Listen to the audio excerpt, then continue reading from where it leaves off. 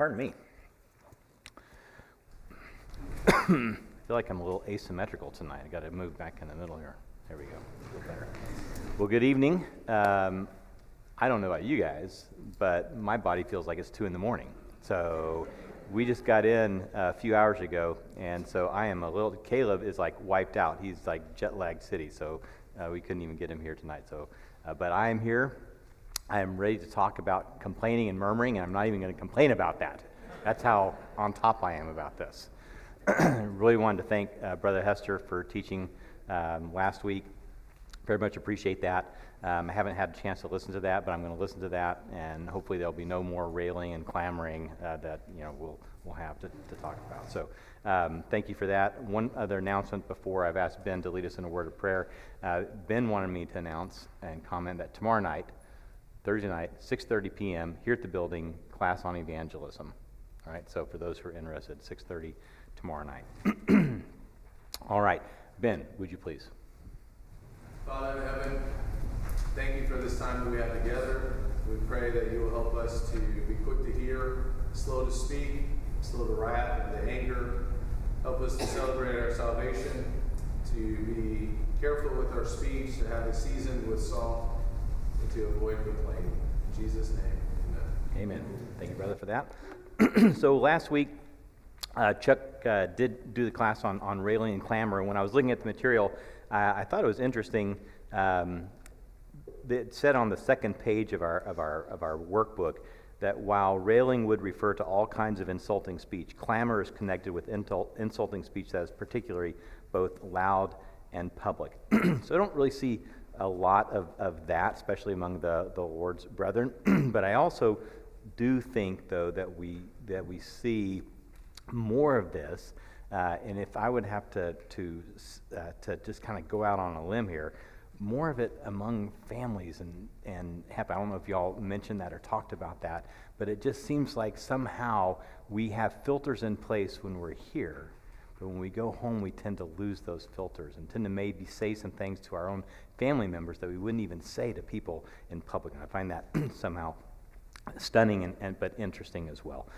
So appreciate again, Chuck, for that last night. Tonight, though, we are going to be talking about complaining and murmuring. And so we'll start briefly with defining those two terms, complaining and murmuring. These both come out of the Webster's Dictionary. Complaining, to express feelings of pain, dissatisfaction, or resentment, to make a formal accusation or bring a formal charge. And then murmuring, to utter complaints in a low, half-articulated voice, to feel or express dissatisfaction or discontent, to grumble. So what would you say, those are Webster's definitions, but what would you say is the difference between complaining and murmuring? JD? A complaint is something that everyone can hear, including the person you're complaining about or to, whereas a murmur is more so something you try to keep to yourself, like perhaps not wanting to get into trouble, but still thinking that something is completely unfair, like grumbling to yourself about an unfair boss piling even more hours on you when you should be getting home to say your wife or kids. I hate those guys when they do that, man. Yeah.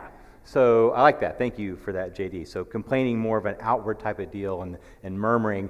And the Webster says this low, half-articulated voice. And I'm going to try and demonstrate that for y'all. No, I'm really not. I don't really know what that means, but I kind of think about it as something kind of like under your breath, muttering, murmuring, kind of grumbling, kind of maybe you don't want it to be heard, but maybe you're not so upset if it's heard a little bit. But this idea of complaining, dissatisfaction, discontent, grumbling.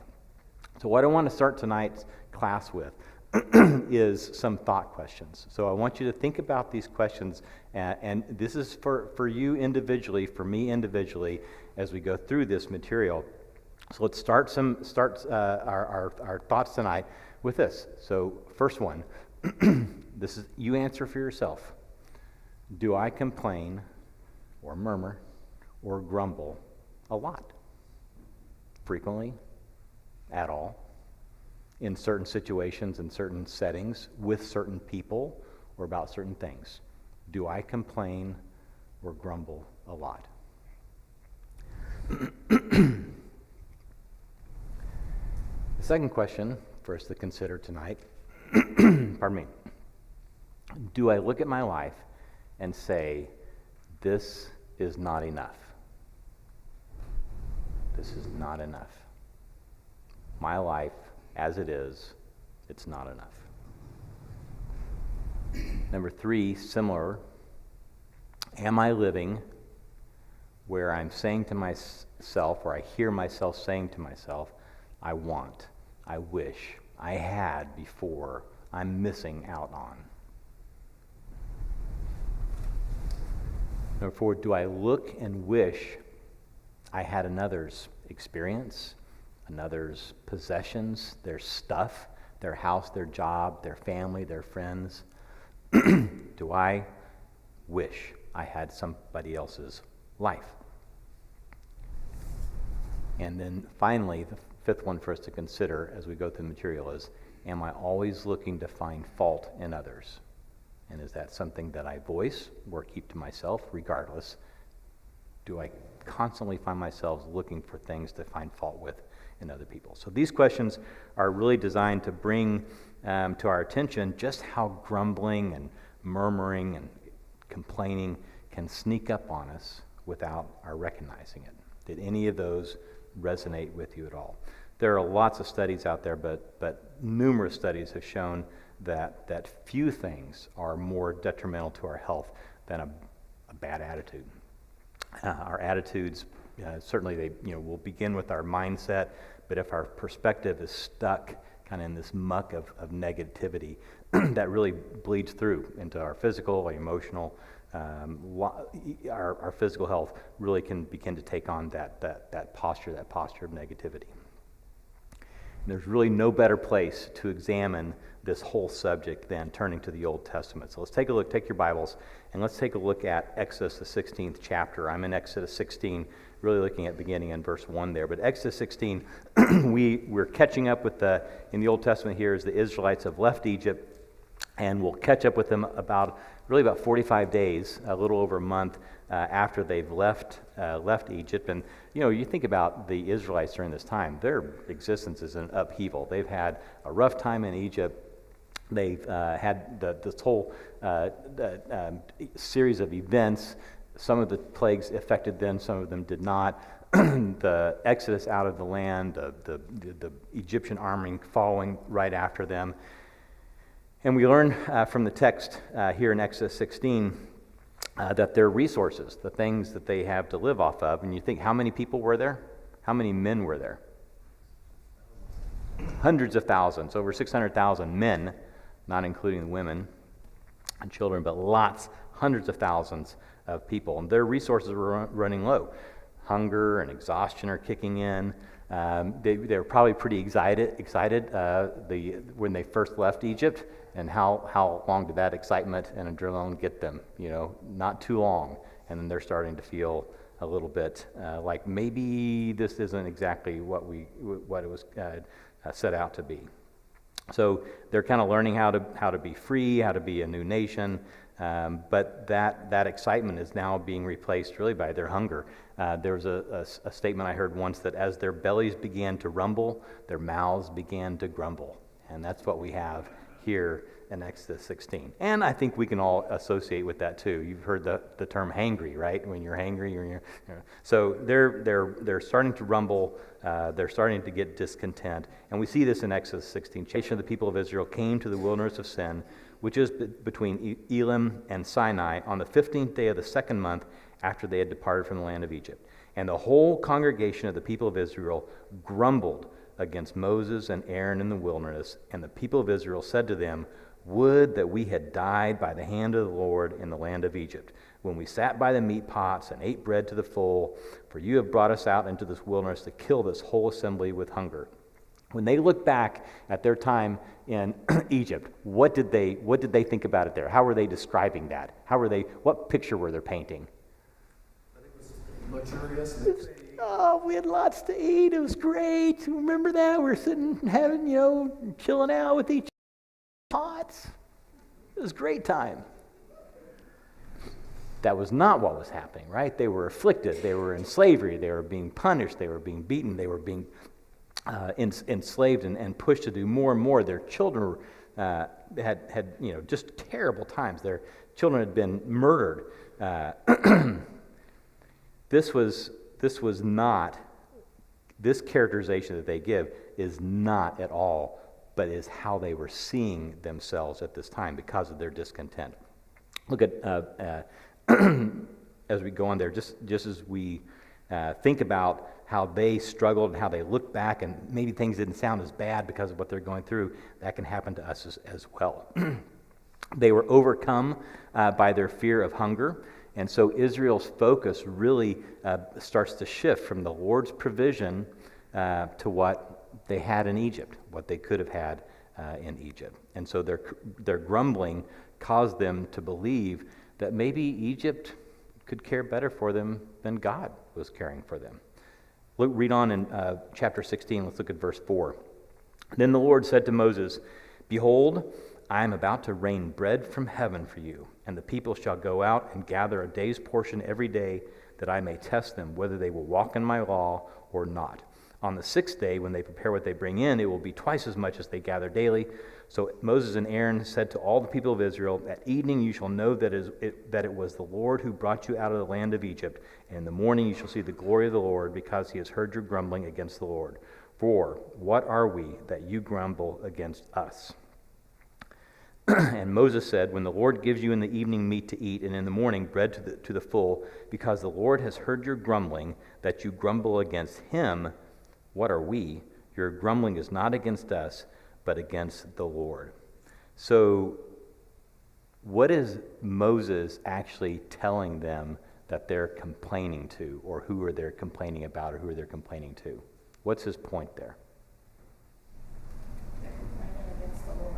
Say it again. They're complaining against the Lord, not them. Yeah, so they're complaining to Moses and Aaron, but what does that actually represent? They're complaining about God, God's provisions for them, God's grace for them, God's provisions and care for them. So the Lord really is being gentle with them at this point in time. And these people are thinking about fresh from their captivity. He hears their grumbling, and through his grace, he's going to provide for them. Later on, it sends quail from the sky. How long did they eat manna? 40 years. 40 years until they crossed over.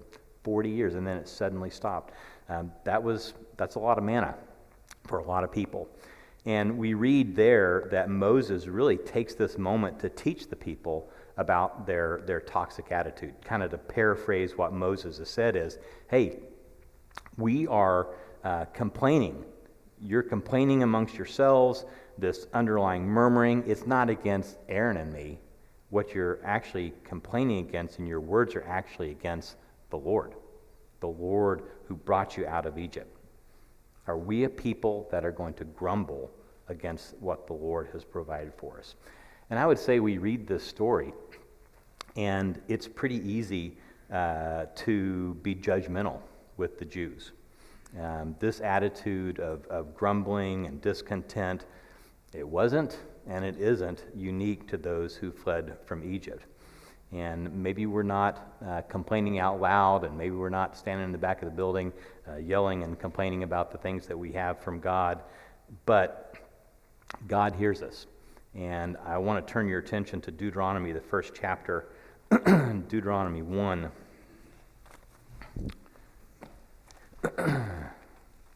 Deuteronomy 1 and in verse 27. If I can get over there. Deuteronomy 1 and in verse 27 it reads, "And you murmured in your tents and said, because the Lord hated us, he has brought us out of the land of Egypt to give us into the hands of the Amorites to destroy us." You murmured in your tents. What's the point that he's making there? They were heard by God in their tents. Yeah. They may have thought they were at home, behind closed doors, with the shutters pulled down, whispering to each other. But what does this say about God? hears. He hears. He hears us. He knows our hearts. He hears our thoughts. He knows what we're thinking, what we're complaining of. If you turn over into Psalms 106, Psalms 106 and verse 25, Psalms 106 and verse 25, it says, again, telling the story, they murmured in their tents and did not obey the voice of the Lord. We see this time and time again where they are complaining, but in this situation specifically, they thought they were doing it out of the hearing or out of the presence of God, and that's not the case. The Apostle Paul actually reminds us in 1 Corinthians, if you turn over to 1 Corinthians in the 10th chapter, 1 Corinthians in the 10th chapter, beginning in verse 1, Paul is going to use this very example and stresses how dangerous it is to our eternal souls. Look at 1 Corinthians, the 10th chapter, beginning in verse 1. For I do not want you to be unaware, brothers, that our fathers were all under the cloud and all passed through the sea. What's he talking about? This is the Exodus. This is exactly the story that we're talking about from Exodus 16. They were all under the cloud. God was providing for them. He was guiding them through the land. They all passed through the sea, talking about the Red Sea. All were baptized into Moses in the cloud and in the sea. All ate the same spiritual food, the manna and the quail, and all drank the same spiritual drink. For they drank from the spiritual rock that followed them, and the rock was Christ. Nevertheless, with most of them, God was not pleased, for they were overthrown in the wilderness. Now these things took place as what? As examples for us, that we might not desire evil as they did. Do not be idolaters, as some of them were, as is written, the people sat down to eat and drink and rose up to play. We must not indulge in sexual immorality, as some of them did, and 23,000 fell in a single day. We must not put Christ to the test, as some of them did, and were destroyed by serpents. Verse 10, nor grumble, as some of them did, and were destroyed by the destroyer. Verse 11, these things happened to them as an example, but they were written down for our instruction, on whom the end of the ages has come. 1 Corinthians 10 tells us this sin of grumbling, of complaining, and murmuring, God doesn't like this. It actually could cost us our eternal souls. So you think about this idea of being heard in the tents, or for us that would be being heard at home. What are our kids hearing from us on the way home from church? How do you talk about your brothers and your sisters and your preacher and your elders?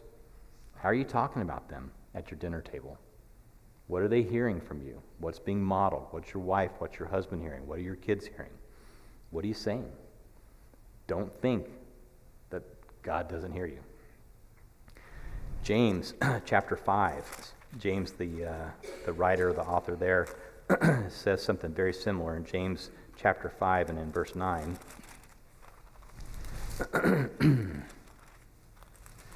James chapter 5 and in verse 9, he says, do not grumble against one another, brothers, so that you may not be judged. Behold, the judge is standing at the door. This is serious, serious business.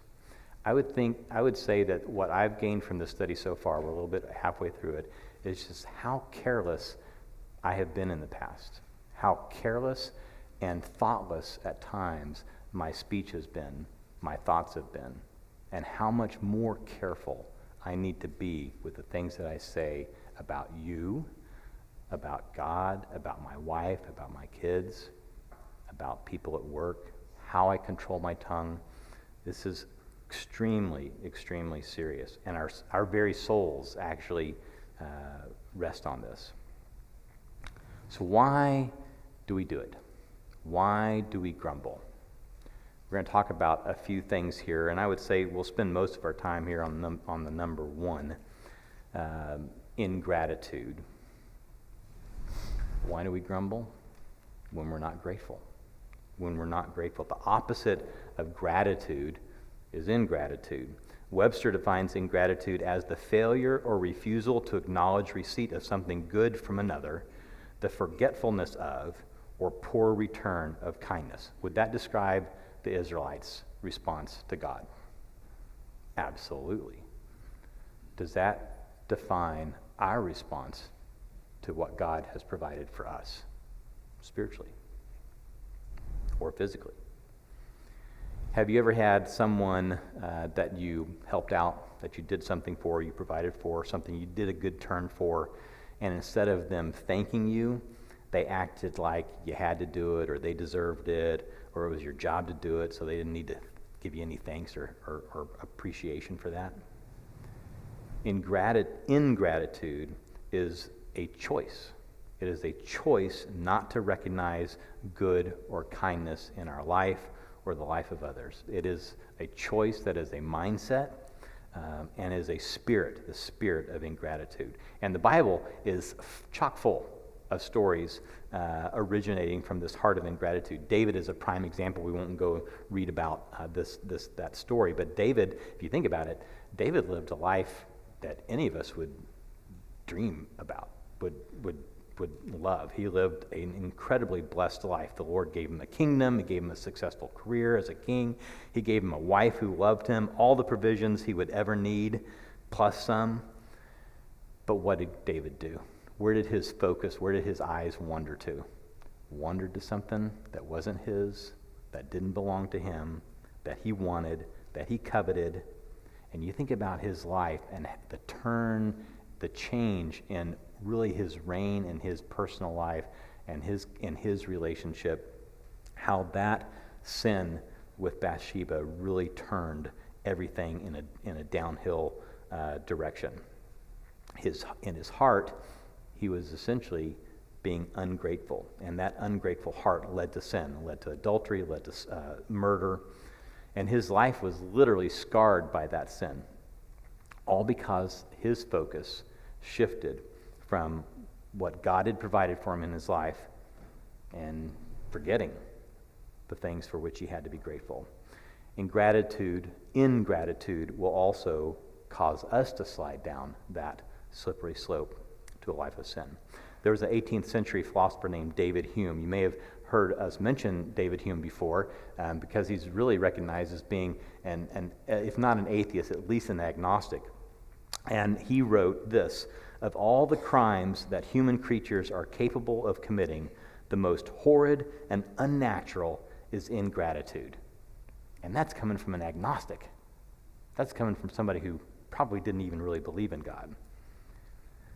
So it's a challenge to package gratitude into this simple definition or concept, but we can see ingratitude. It's easy to see. It's easy to spot. It's also, sometimes it can creep up on us in subtle ways. It can be masked by emotions, thoughts, behaviors, really making the spirit of ungratefulness a challenge to identity. If you go, if we're still in James, look at James, the first chapter in the New Testament. The author there is commenting. James chapter 1, verses 1 through 4. "James, a servant of God and of the Lord Jesus Christ, to the 12 tribes in the dispersion, greetings. Count it all joy, my brothers, when you meet trials of various kinds, for you know that the testing of your faith produces steadfastness.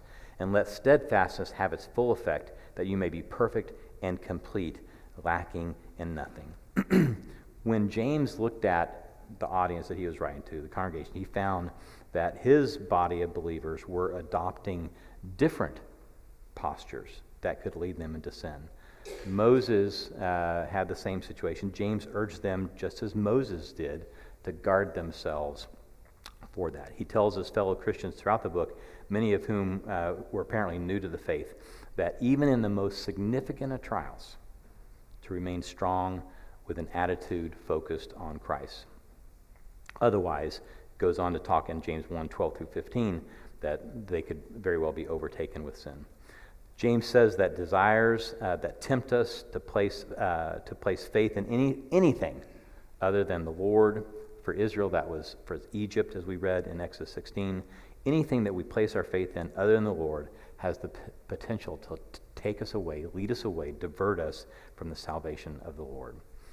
To be directed away from the Lord's grace is spiritual, for us, spiritual darkness. So go back to the story from Exodus. We're actually going to go to Numbers, and in Numbers, the 11th chapter, a little bit different reading there. The people are complaining again. The people complained in the hearing of the Lord about their misfortunes, and when the Lord heard it, his anger was kindled, and the fire of the Lord burned among them and consumed some outlying parts of the camp. Then the people cried out to Moses, and Moses prayed to the Lord, and the fire died down. So that the name of that place was called Taberah, because the fire of the Lord burned among them. Now the rabble that was among them had a strong craving. And the people of Israel also wept again and said, "Oh, that we had meat to eat." So we had just spoken about God providing manna for them. That wasn't good enough. We need meat to eat. We remember the fish we ate in Egypt. What did they say about the meat or the fish? It was free. I mean, it probably was just jumping in their boats, right? It was free. It was great. They had cucumbers and melons and leeks and onions and garlic. Now there's nothing at all but this manna to look at. This is about 2 years after their first grumbling, when the Lord provided the manna. They literally were never without food. Never without food. They accepted what God had provided them, what the Lord had provided graciously, but again and again they began to complain and they began to grumble. What was God's response to that? What does it say in verse 1? What was God's response? Anger.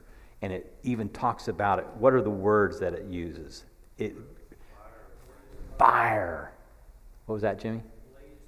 Blazing fire. And in fact, the fire of the Lord burned among them, consumed some of the outlying parts of the camp. The text says that the Lord burned with anger. What does that tell us about how God feels about grumbling and complaining? He don't like it. He does not like it because, again, it is a spirit of ingratitude for what he has provided for us. Moses twice mentions that the people of the Exodus were grumbling, and the Israelites thought they were justified in grumbling. To grumble, though, and complain in this context was to reject what God was providing them. Think about that for us. All of the Old Testament is foreshadowing. It talks about the physical gifts, and the foreshadowing of the spiritual gifts that he has provided for us.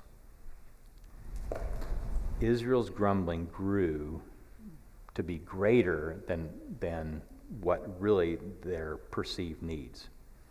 And that was displeasing to God and what he had provided for them. They were essentially saying that what God's provided for us is not enough. They chose to be ungrateful for God's daily supply, and their grumbling grew to the point where they were saying that they would rather return to Egypt under slavery than what they had provided by God. The total rejection of what God's grace had provided for them. Grumbling takes the form of sin and leads to discontent, gossip, negativity, intolerance, impatient, uncompromising, unyielding mindsets and behaviors. And we all know this is true. And unfortunately, if you're like me, you've probably participated in grumbling at some point in the past.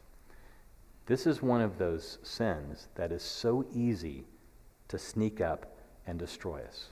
It's so easy to be caught up in that and forget what God's provided. Why do you think we find that so easy to do? What is it about grumbling and complaining that is so easy to do you think? So many opportunities. There's a lot of opportunities, okay? You could pretty much, every day throughout the day, you could find something to complain about and grumble about. We probably have been associated with people who feels like that's that constant drip, that they're always complaining. Yes, Stephen, and then Kyle. I mean, if you just think about it in their terms, you were talking about the Israelites and us not, looking at them harshly. I see that connection in 1 Corinthians 10, where next passage where you left off was, therefore let him who thinks he stands take heed lest he fall. and he talks about temptation and avoiding temptation. And I'm thinking, well, if we were to eat the same thing for every day for 2 years, Yes. what would we be like? And 40 years. What would be the temptation after that? After even 40 years, I mean, after the full duration. But I think part of the reason it's easy is because we have so much variety, so much of what we do want, that when it's not what we want to eat, even, or what to drink, or we have a spoiled mindset sometimes. I like the phrase, we are spoiled. We are spoiled. It's easy to feel in gratitude. Yes, Kyle? Along those same lines, I was just thinking about how the flesh yearns for certain things. That's the nature of temptation, is that lust that desires the flesh, the lust that desires the eye. The pride of life figures into this as well. Yeah. Same about what Stephen just said. Once I've experienced something that pleases my flesh tends to want that over and over again because it's never satisfied. And so when I don't satisfy that craving, if I'm thinking on fleshly things, I tend to think negatively and start complaining about missing that thing that my flesh craves. Or maybe it's not things that we've experienced, but things we'd like to experience or we see someone else experiencing. Easy. Someone else have something else? Yes, Josh. I think it's easy to trick ourselves into thinking that complaining is the lesser of two evils. We're like, well, I can either complain about it or I can lash out. I can get real angry. Maybe it's physical anger, maybe it's holding a grudge. But we feel like, oh, if I'm going to complain about it, yeah, I shouldn't. But by doing so, I'm preventing something worse from happening. So the lesser of two evils type of approach. I think while it may prevent you from acting a certain way, it does not make it correct. We can't use it as a pass, right? Or thinking that it's a substitute for some more evil sin, right? God hates grumbling. Yes, Paul, my mom. Thank you, Mom. That's also a sin, ignoring your parents or not honoring your parents. But we're not going to talk about that tonight. I respect her, yes. Okay, I was thinking that our perception can cause ingratitude, and the reason I say that is because in Numbers 21, chapter 21, verse 5, the people are talking and they say, "For this is no food, there is no food, no water, and we loathe this worthless food." They consider the manna worthless. But if you go over to Psalm 78 and read verse 23 through 25, it says, "Yet he commanded the skies above and opened the doors of heaven, and he rained down on them manna to eat, and gave them the grain of heaven. Man ate of the bread of the angels." Think about that. Perception, perspective, how they viewed it. Yes, bud. It's a lot easier to self-justify complaining, murmuring, than to steal or commit murder. Or it's really easy to convince ourselves that this is a one-off. This is excusable. This is being done for a good reason. No, it's not. Yeah.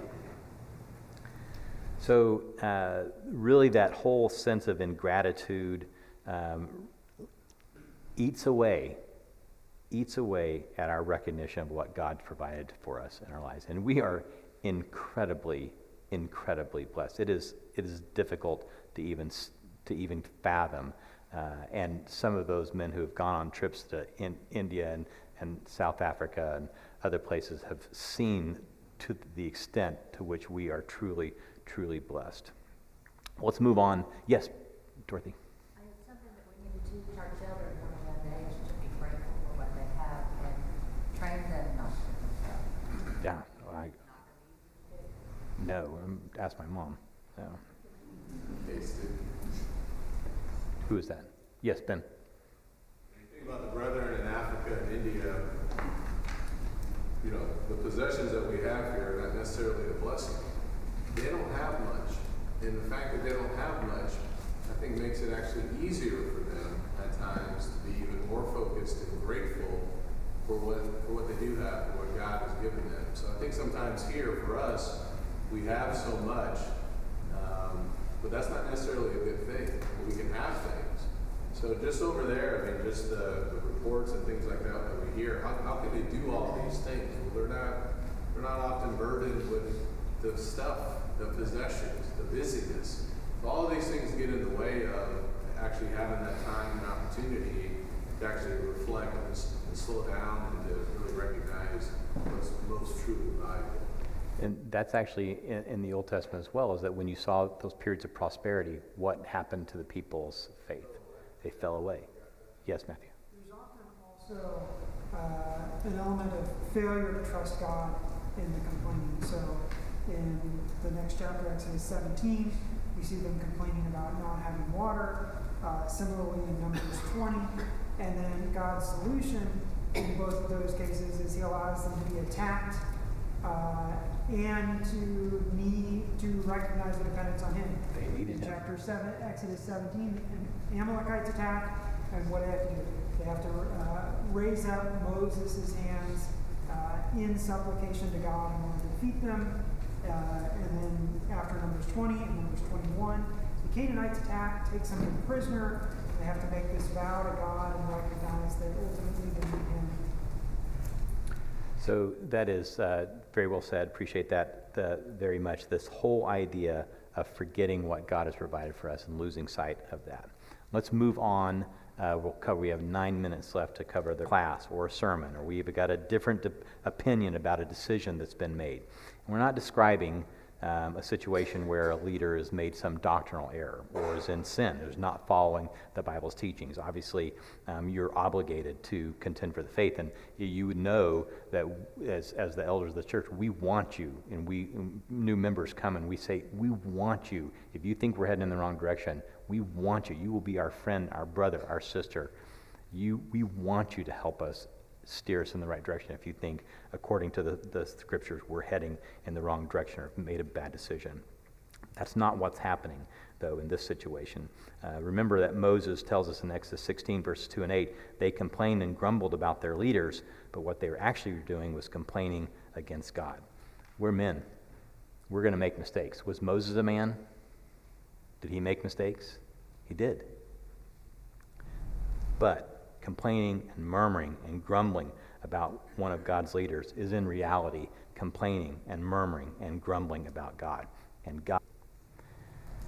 If you're focused on self, another reason that might be at the root of complaining, look at Galatians, the 5th chapter. The Apostle Paul here is writing to the church in Galatia, and this is probably the very first book that was the Gospels that was written, or not the Gospels, that was written by Paul. The letters written by Paul. Galatians 5. Look at verse 15. If you bite and devour one another, watch out that you are not consumed by one another. A really good example of this actually is from the disciples themselves in John, the 9th chapter, and verse 46. You remember what the disciples were arguing about? Who is going to be what? The greatest. Who's the greatest? Who's going to be the greatest? Who's going to be the best? And what does Jesus tell them in John, the 9th chapter? Jesus states that we become great through what? Our service. We become great through our service to others. They should have been focused on working and serving others. And when we don't, it's really easy. When we're not working and serving others, it's really easy to focus on who? Us. Ourselves. Selfish things. Who has time to complain or grumble when we're busy doing the Lord's work, when we're serving, when we're studying, when we're using our skills that God has provided us in His kingdom?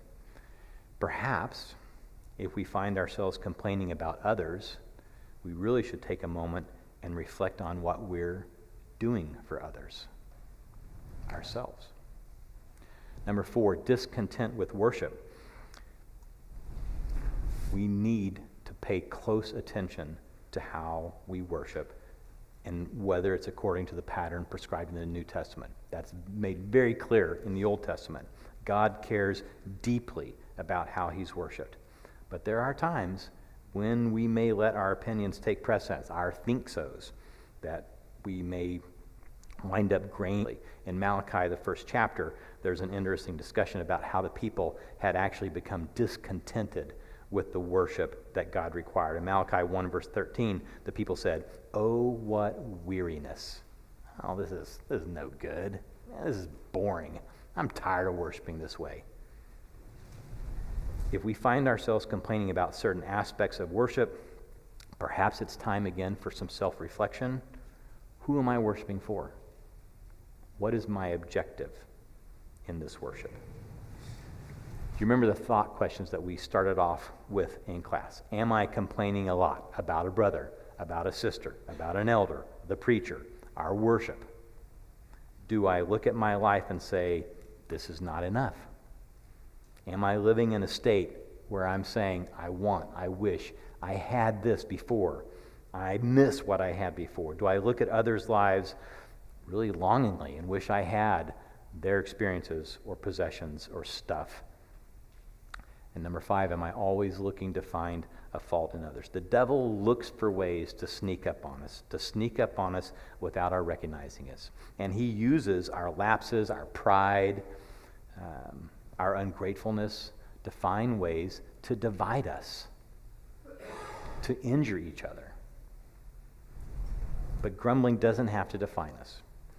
Take a look back, and you hit exactly where I wanted to go in 1 Corinthians, the 10th chapter, because the next 2 verses are really, Paul says, therefore. The therefore that Paul puts at the end of his discussion about how we can sin by grumbling and be destroyed just like the Israelites, he adds in verse 12, therefore, let anyone who thinks that he stands take heed lest he fall. No temptation has overtaken you that is not common to man. God is faithful, and he will not let you be tempted beyond your ability, but with the temptation he will also provide the way of escape that you may be able to endure it. This doesn't have to define us. You can push forward and remove grumbling and murmuring and complaining from your vocabulary. How do you do it? Here's some things to think about. How can I move the needle forward in my life this week? Make a conscious effort to practice gratitude and find somebody to serve. Who can you serve this week? If you find trouble with your attitude, go to God in prayer. Take that issue, that concern to God in prayer.